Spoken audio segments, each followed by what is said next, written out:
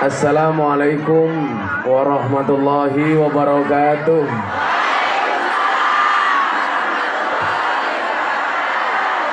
Alhamdulillahil qail innallaha wa malaikatahu yusholluna 'alan nabi ya ayyuhalladzina amanu shollu 'alaihi wa sallimu taslima. Shollu 'ala nabi Muhammad. Shollu 'ala nabi Muhammad. Allahumma salli salatan kamilatan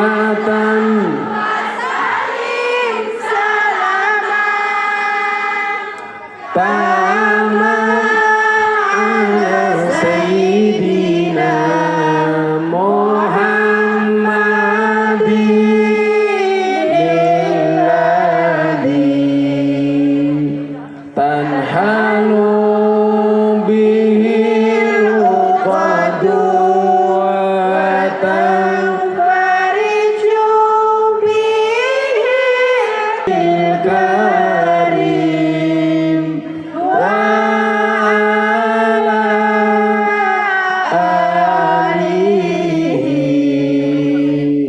wa sahbihi fi kulli lamhatin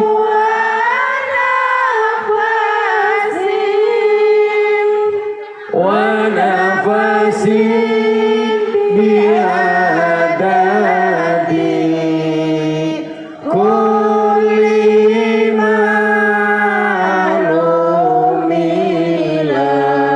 Sallu ala nabi Muhammad Allahumma sholli alaihi. ala hadina wa ala kulli niyatin sholihah. Al-Fatihah.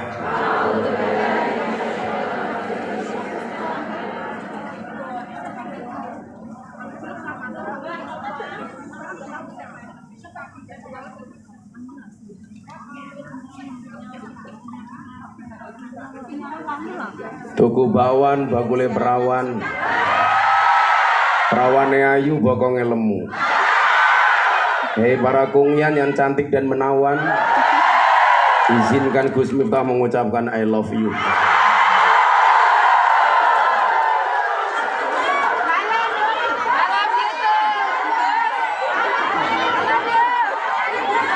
Perawan akhirnya datang juga. Bersyukur pagi hari ini kita semuanya dihadirkan oleh Allah di satu kesempatan yang baik. Mudah-mudahan kita semuanya bisa berkumpul di tempat yang baik, di acara yang baik, bersama orang-orang yang baik. Selesai acara menghasilkan sesuatu yang baik. Orang baik itu ciri-cirinya sederhana. Mau berkumpul dengan orang yang baik. Maka selamanya air dan minyak itu tidak bisa bersatu. Sebagaimana cinta aku sama kamu.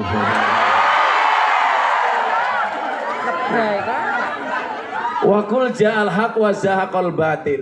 Yang hak sama yang batil itu tidak bisa jadi satu. Maka sesuatu yang hak ketika dicampur dengan yang batil pasti masalah. Contoh, agama itu hak. Makan babi bagi orang Islam itu batil. Maka ketika ada orang makan babi dengan menggunakan bismillah, masalah.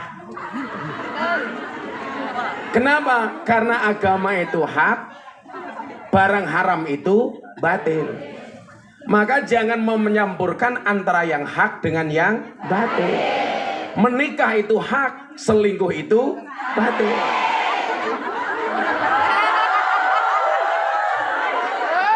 Makanya menikahlah, jangan selingkuh.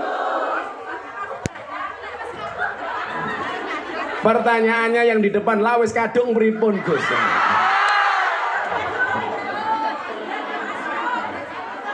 Nah, sesuatu yang hak di mata Allah itu pasti membawa kebaikan. Sesuatu yang batil pasti membawa kemadharatan. Maka perilaku kita hendaknya yang hak lanjutkan, sesuatu yang batil hentikan. Contoh yang tadi bilang, sudah terlanjur selingkuh bagaimana Gus? Hentikan. Apalagi sampai tinggal di Hongkong kumpul kebo. Hati-hati.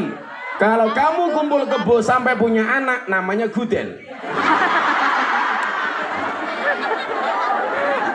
Nah, di mana fungsi agama itu? Fungsi agama itu adalah huwaladzi arsala rasulahu bil huda wa dinil haq liyudhhirahu 'alad dini kulli wa kafa billahi syahida. Orang ngaji ini tujuannya satu, supaya bisa membedakan yang hak dengan yang batil, yang boleh dan tidak boleh, yang halal dengan yang haram, yang baik dengan yang buruk. Karena memang dunia itu imbang, ada yang baik, ada yang buruk, ada surga, ada manusia, ada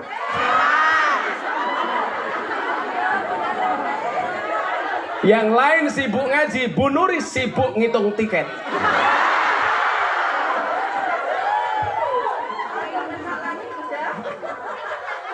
Nah, maka ibu-ibu yang saya muliakan, disitulah fungsi agama.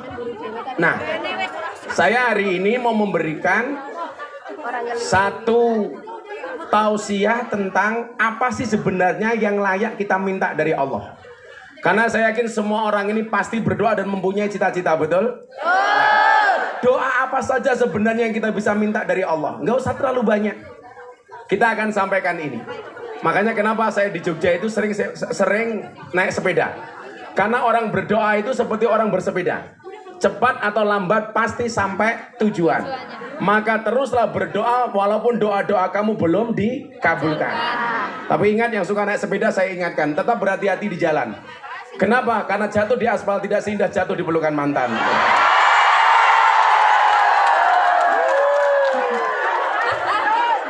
Mantap. Mantap betul, Gus. Ada yang punya mantan di sini? Kalau saya tidak pernah menganggap mantan, tapi saya anggap alumni, sehingga bisa reuni.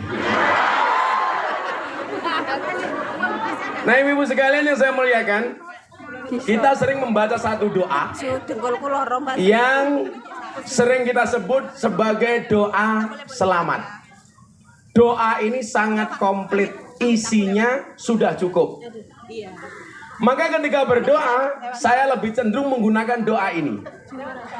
Yang saya khawatir selama ini Anda membaca doa selamat, tapi secara substansi dan konten Anda kepakis beli roti, Bu Nuris ngitung bati. Oh.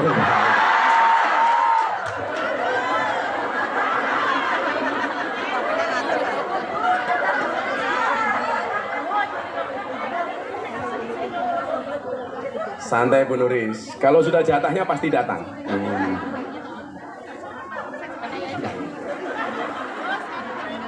Lah, ngitung apa meneh cah iki. Apa jamaah? Lah urung apa wis takon iki lho. Oh, minta hadiah Fatihah. Assalamualaikum Gus, minta hadiah Fatihah. Haja Siti Rukayah. Kagem temen juangan yang sedang sakit berat di rumah sakit. Oh, Elizabeth Hongkong. Kagem Ibu Rukayah Al-Fatihah.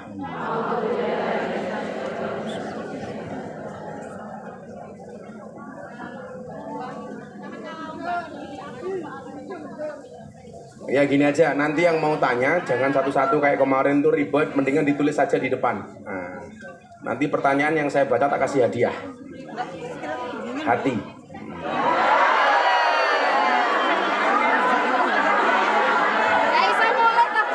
Tapi kalau Bu Nuris ini seperti pohon pisang, punya jantung tapi gak punya hati. Makanya saya bilang, cintailah pasanganmu dengan sepenuh hati, bukan dengan sepenuh jiwa. Kenapa? Karena kalau kamu putus dari pasanganmu cukup sakit hati, tidak sampai sakit. Tapi kalau ngaji nggak ada suguhan wedangnya itu sakit hati.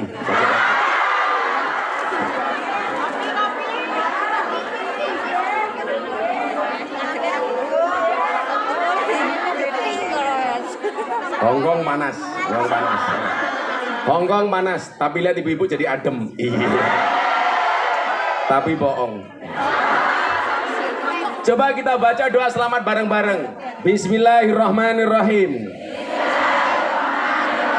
Allahumma inna nas'aluka salamatan fid din wa afiatan fil jasadi wa ziyadatan fil ilmi wa barakatan fil rizqi wa taubatan qoblal maut wa rahmatan indal maut wa maghfiratan ba'dal maut.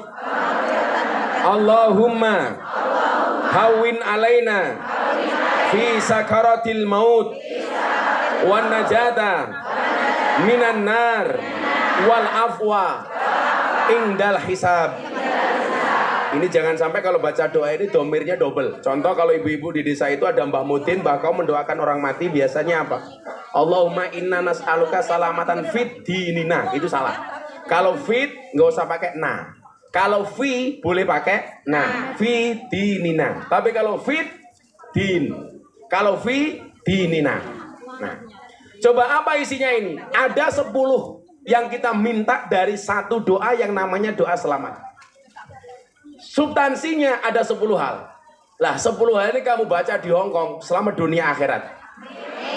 Saya doakan mudah-mudahan yang datang siang hari ini, pagi hari ini, 1 dipanjangkan umurnya, 2 dimudahkan rizkinya, sehat badannya, bahagia hatinya, pulang lunas hutangnya. Caranya bagaimana? Dibayar. Maka hari ini yang minta doa saya doakan, yang minta maaf saya maafkan, yang minta THR saya minta maaf.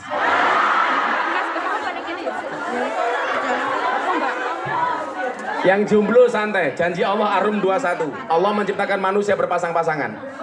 Itu artinya kalau kamu tidak punya pasangan, jelas kamu bukan manusia.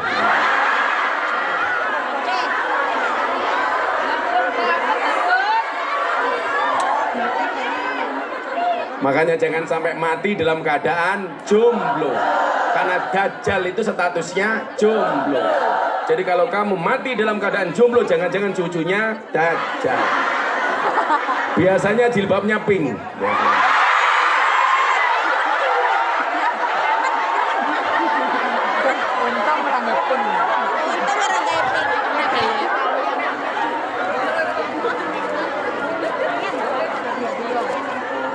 Sepuluh hal yang kita dapatkan dari doa selamat. Yang pertama, Allahumma inna nas'aluka salamatan fid din. Kita minta selamatkan agama kita. Ibu-ibu yang saya muliakan, gak ada jaminan orang itu lahir dalam keadaan Islam, dimatikan oleh Allah dalam keadaan Islam. Contoh dulu ada artis yang sangat beken, namanya Asmiranda. Bagaimana kemudian Allah memberikan hidayah kepada yang dikehendaki dan mencabut hidayah dari yang dikehendaki. Asmiranda tahu-tahu masuk Kristen. Tapi sebaliknya, kalau Allah sudah punya mau, tahu-tahu orang mendapatkan hidayah Islam. Contoh Deddy Corbuzier. Contoh DJ Katy Butterfly yang saya Islamkan. Dia kenal saya tahun 2017. Ketika nge-DJ, mohon maaf, cuman pakai sempak dan kotang tok. Saya ketemu di Bali. Malam hari pas dia nge-DJ, saya selesai ngaji. Ketemu saya di ruang tunggu. Pakaiannya sudah seksi. Begitu masuk, saya kaget. Untung saya menggunakan kacamata gelap. Sehingga keterkejutan saya tidak nampak. Hati saya teriak, wow.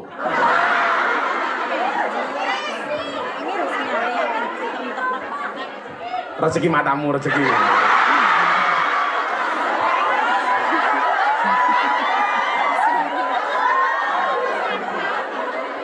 Pertemuan itu si DJ Katy bilang sama saya itu kalau pulang nge-DJ, Gus, setiap kali pulang ke kos-kosan, ke kamar saya dengar suara merdu dari masjid. Itu suara apa? Saya jawab itu suara adzan. Ternyata apa? Seorang non-Islam DJ Katy waktu itu sangat nyaman ketika mendengar suara adzan. Bagaimana kemudian kalimat thayyibah itu ternyata mendatangkan kenyamanan. Maka ala bidzikrillah tatmainnul qulub. Kalimat-kalimat thayyib, kalimat-kalimat thayyibah, kalimat-kalimat tauhid itu mendatangkan kenyamanan. Artinya apa? Kalau Anda susah, gak usah jauh-jauh dari kalimat thayyibah. Kalau kamu kan beda. Kalau susah langsung nyanyi Kartonyo Nomodo Janji. Biyen aku wis wega suwe-suwe betah nuruti kekarepanmu sak wayah-wayah. Biyen wis tak wanti-wanti aja mlebu muri. Jadi kalau hatinya galau kembali ke kalimat thayyibah. Lah, ciri orang beriman Al-Anfal ayat 2 Anda lihat. Ciri orang beriman itu apa? Idza dzukirallahu wajilat qulubuhum. Mendengar kalimat thayyibah hatinya bergetar. Lah ini DJ Katy Butterfly zaman non-Islam mendengar adzan gemetar. Mendengar adzan hatinya bahagia. Coba kalau kita di Indonesia dengar adzan kadang-kadang susah. Duhur dengar adzan Allahu Akbar, Allahu Akbar. Jawabannya apa? Adzan meneh. Ya. Maka apa? Tidak ada yang bisa menjamin orang lahir dalam keadaan Islam, mati dalam keadaan Islam. Apalagi Anda tinggal di Hong Kong. Ini tantangan imanmu itu jauh lebih berat. Maka saya yakin orang berislam dan beragama di Hong Kong itu pahalanya jauh lebih besar dibandingkan di Indonesia. Amin. Karena tantangannya lebih besar. Mau sholat dihardik sama majikan. Mau sholat suruh masak babi. Mau sholat gak ada tempat, sembunyi-sembunyi di toilet. Betul? Itu tantangannya lebih besar. Artinya apa? Begitu Anda di sini berjuang mempertahankan agamamu, itulah jihad. Bukan teriak-teriak tutup rumah makan di bulan Ramadan. Itu bukan jihad. Tapi pengen makan gak kelakon.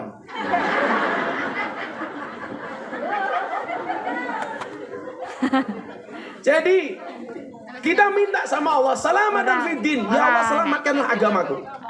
Maka satu pesan khatib yang pasti disampaikan ketika khutbah Jumat apa? Wala tamutunna illa wa antum muslimun.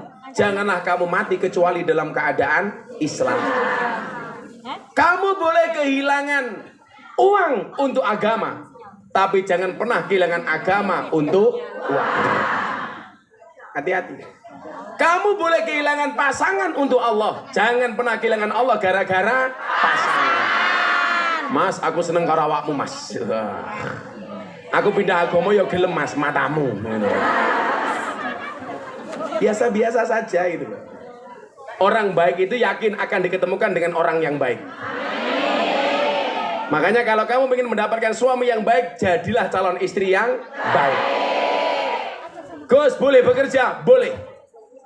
Kenapa perempuan harus bekerja? Begitu saya dulu menikah dengan istri saya bilang, cukuplah kamu menjadi tulang rusukku, biarkan aku menjadi tulang punggungmu. Karena saya punya prinsip, laki-laki itu tulang punggung, bukan tulang tulung.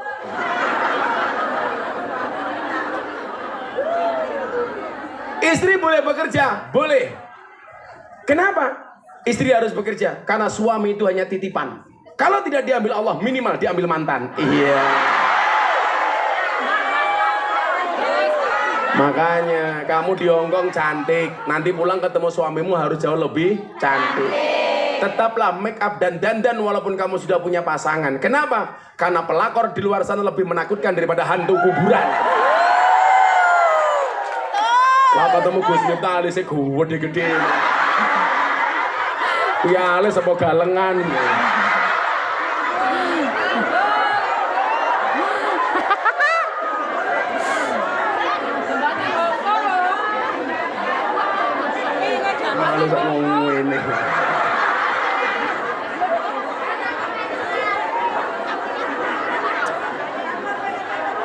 Jam 4 sudah bangun. Jam 3 sudah bangun. Jam 6 sudah sampai sini. Kayak nih demi kamu. Pret. Bojo ditinggal. Jadi mohon maaf. Wala tamutunna illa wa antum muslimun. Ini tugas misi besar kamu di Hong Kong tidak hanya menyelamatkan ekonomimu, tapi menyelamatkan agamamu. Maka saya sangat sayangkan kalau orang pindah agama hanya gara-gara faktor ekonomi, karena gara-gara faktor jatuh cinta, dan lain sebagainya. Saya itu orang yang dikasih mudah oleh Allah, sampai hari ini sudah ratusan orang masuk Islam melalui Gus Miftah. Amin. 3 bulan yang lalu saya pengajian di Taiwan, masuk panggung 30 menit, ada 5 orang mu'alaf. Setiap pengajian di pondok pasti ada yang menyatakan masuk Islam, dari luar maupun dari Indonesia. Saya dulu ceramah di gereja, satu keluarga dari Amerika masuk Islam, satu keluarga dari Belanda masuk Islam. Sementara orang non-Islam seneng dengan ceramah saya masuk Islam. Di Indonesia saya dikafir-kafirkan. Miftah kafir. Saya jawab, hurra masalah, sahadat meneh. Selesai. Selesai saja itu. Jadi ciri-ciri mereka katanya, orang kafir itu adalah, orang Islam menjadi kafir adalah ketika masuk tempat ibadah agama orang lain. Kalau masuk tempat ibadah agama orang lain dibilang kafir, berarti orang Jawa Tengah banyak yang kafir. Karena masuk Candi Prambanan dan Candi Borobudur. Betul? Berarti kalau juragan kamu punya tempat sembahyangan, memuja, kamu masuk di dalamnya berarti kamu menjadi kafir. Ada-ada saja. Saya mengucapkan selamat Natal dibilang Kristen. Hati-hati Gus Miftah mengucapkan selamat Natal jadi Kristen. Siapa bilang? Saya kemarin hari ibu mengucapkan selamat hari ibu. Saya juga tidak menjadi ibu. Masa gara-gara selamat hari ibu? Hai. Nah, doa selamat ini yang pertama kita minta Allah, selamatkan agama kami ya Allah. Bahkan dulu di zaman Nabi Musa alaihissalam ada ulama besar yang mohon maaf, setiap kali dia minta sama Allah, doanya pasti dikabulkan oleh Allah. Dan Anda tahu, ulama besar ini mati dalam keadaan kafir. Namanya siapa? Bal'am bin Bahura. Coba, kalau kemudian Allah mau mencabut hidayahnya, mohon maaf, seorang ulama besar sekalipun bisa mati dalam keadaan kafir. Naudzubillah min dzalik. Kenapa Bu? Kenapa? Karena hidayah itu urusan Allah. Makanya kemarin saya ceritakan, Deddy Corbuzier itu seminggu setelah masuk Islam, dia saya ajak Jumatan di daerah Bintaro. Dia tanya sama saya begini, bro, I will to ask you. Saya pengen tanya kepada Anda.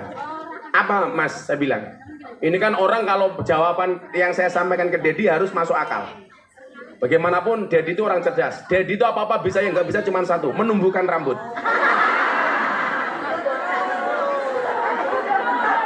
Makanya kemarin dia marah-marah, saya tawari jadi bintang iklan sampo. Mata lu peyang kan?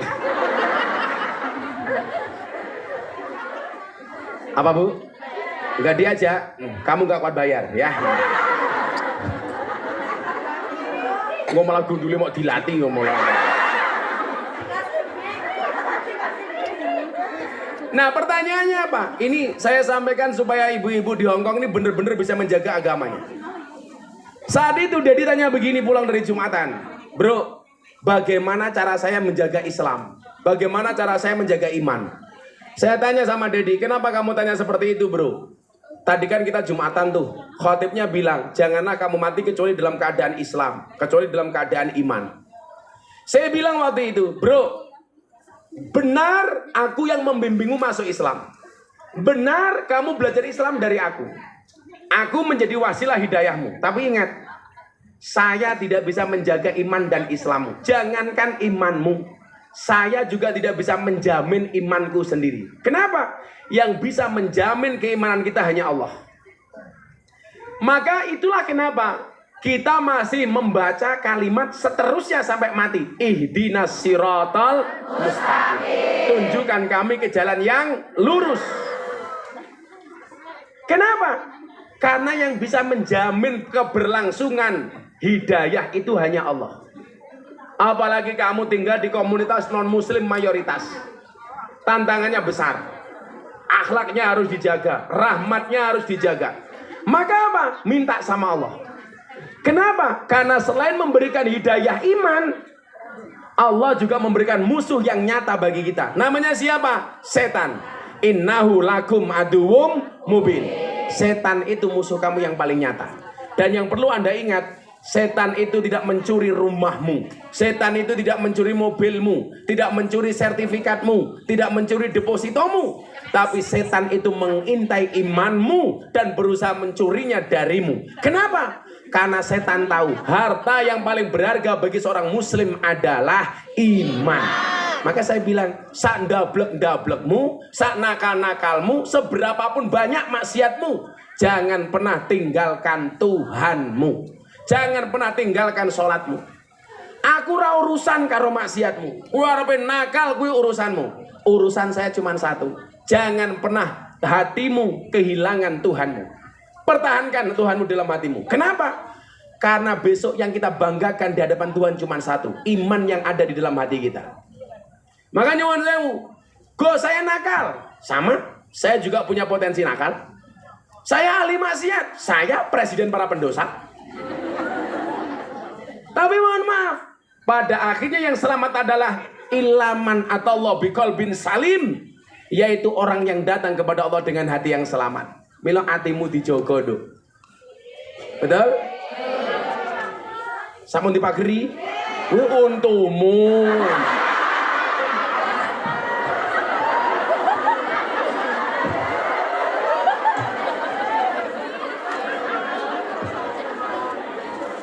Iya lah, wong wedok saiki aneh-aneh kok.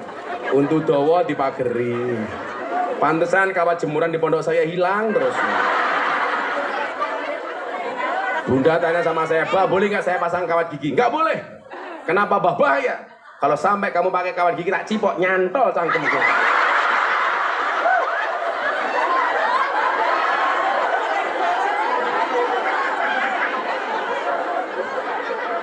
Tapi kalau kamu besok punya suami giginya dipageri, berarti dia setia. Kenapa? Gigi saja dijaga, apalagi hatimu. Iya. Tapi saya tidak mengizinkan untuk istri saya. Saya bilang, kamu merasa merongos, santai aja. Ingat, merongos itu adalah mingkem yang tertunda.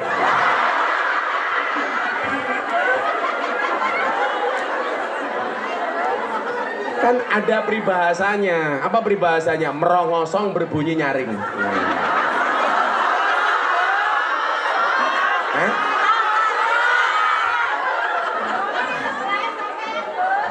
Siapa yang merongos sebelah saya? Mana? Oh, yang di belakang ini. Santai aja yuk. Orang merongos itu belum kuliah sudah dapat gelar MSc. Merongos sak cocote. Maka doa selamat itu yang pertama minta oleh Allah kepada Allah diselamatkan agamanya. Maka tolong ini mbak-mbak, ibu-ibu semuanya dihafalkan doa ini. Kemudian yang kedua apa isinya? Wa'afiyatan fil jasad. Artinya apa? Ya Allah, sehatkanlah badanku. Untuk apa pergi jauh-jauh cari uang tapi badannya nggak sehat, betul? Coba, saya punya teman nikah mewah di hotel bintang 5. Kamarnya presiden suite room. Ngundang artis, nasihat pernikahannya Gus Miftah. Dihadiri oleh pejabat-pejabat negara. Begitu malam pertama, udunen.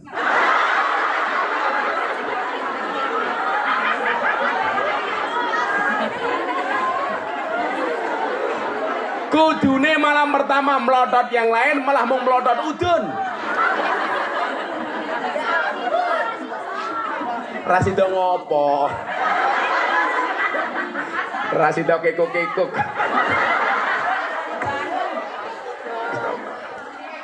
Makanya nyuwun sewu, minta supaya badannya disehatkan oleh Allah. Saya itu bahagia banget, kenapa? Saya itu punya pengawal, punya ajudan itu 3. 2 Brimob, 1 Kopassus. Itu mohon maaf, saya pengajian tiap hari. Ini yang sakit gantian. Karena capek ngawal saya ngaji. Saya yang dikawal malah nggak pernah sakit. Saya ditanya, "Bah, kok bisa?" "Iya." "Apa rahasianya?" Saya bilang, coba Anda ingat, hati yang bahagia itu adalah obat. Makanya kenapa pengajian ini saya buat bahagia? Obat. Hatimu diobati, matamu ndelok kiai ganteng. Wah.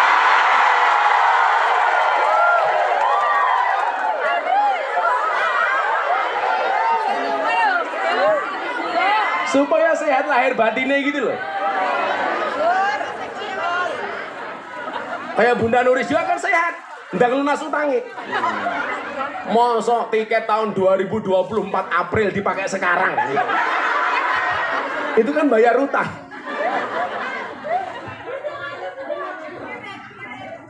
Maka wa'afiyatan fil jasad. Untuk apa artinya uang banyak kalau badannya nggak sehat, betul? Saya dulu zaman kuliah, Bu. Zaman saya miskin banget ketika menikah awal itu. Saya punya teman 1 bulan waktu itu penghasilannya 500 juta. Saya bilang ini pasti hidupnya indah. Coba kalau Anda bayangkan, kalau 1 bulan penghasilannya 500 juta. Orang mau apapun keturutan. Pengen nambah omah, kelakon. Pengen tuku mobil, kelakon. Nambah bojo, jadi ini Mbak Nek, aku jadi yang ketiga mau.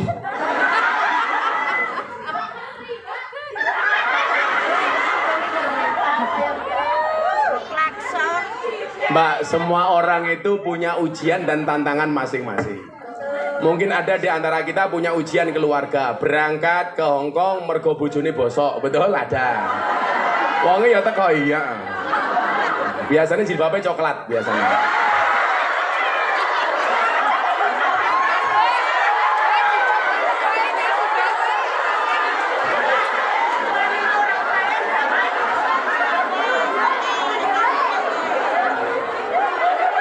Wonge ya melu guyu kan.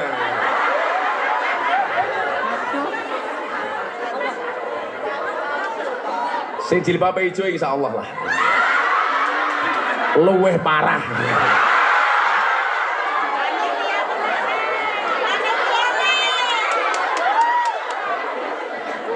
Bukan. Semua orang itu punya ujian masing-masing. Ada yang diuji dengan anaknya, ada yang diuji dengan suaminya, ada yang diuji dengan keluarganya, ada yang diuji dengan orang tuanya.